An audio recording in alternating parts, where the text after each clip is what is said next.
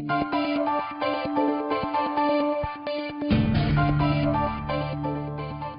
and welcome to A Spirited Debate. I'm Lauren Green.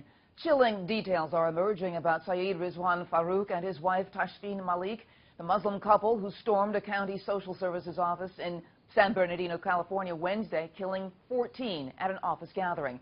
Speculation is mounting that the couple's actions might be terror-related. Here with reaction is Qasim Rashid, national spokesperson for the Ahmadiyya Muslim Community USA. Welcome, Qasim.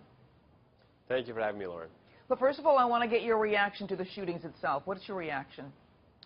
Well, the Ahmadiyya Muslim community, as Muslims who believe in the Messiah, Mirza Ghulam Ahmad of Qadian, issued a press statement last night where we expressed our sincere condolences, our heartfelt pain to the families of these victims. This is obviously a horrific atrocity. It's one of 350-some mass shootings in this country this year, and we hope we can find ways to stop this senseless violence.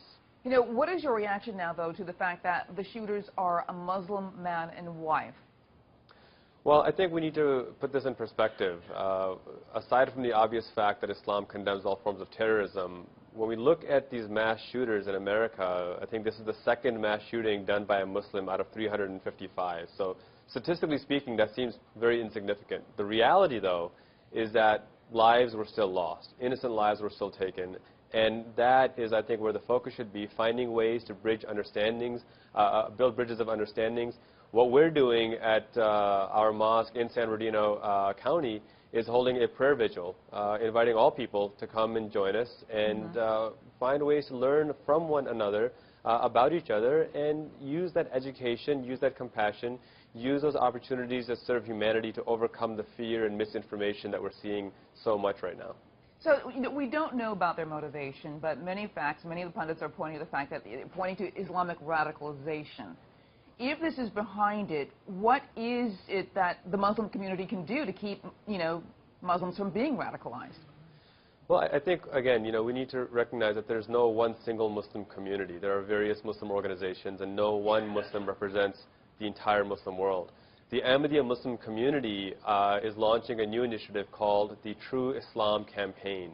This is a campaign directed at Muslims and non-Muslims in America for us to come together, join together on fundamental principles that we shouldn't have any conflict on. For example, the True Islam teaches freedom of speech.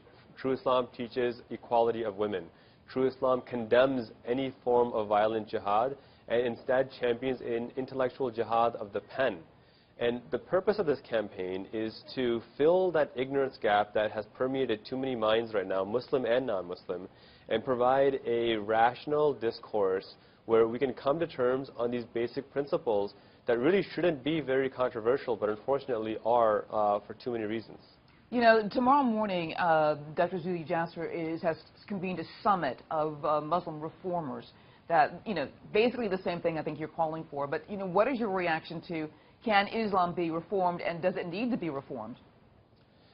Muslims need reform, Islam doesn't. And the evidence for that is, again, I point to my community, the Ahmadiyya Muslim community, as a worldwide Islamic organization. We've been around for 130 years in 207 nations with tens of millions of members, all united under His Holiness, the true Khalifa, Mirza Masroor Ahmad. And I've been on your show before, Lauren. You've been very gracious with your interviews.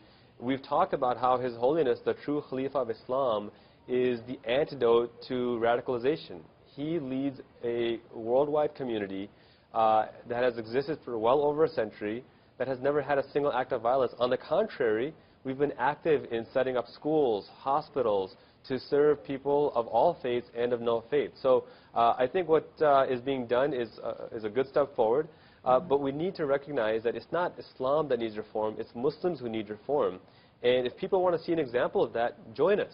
Join the Ahmadiyya Muslim community and see how we not only combat radicalization, but proactively find ways to build bridges, to promote peace, to promote education, and to promote equality by following the true Islam that Prophet Muhammad established in the Holy Quran 1,400 years ago.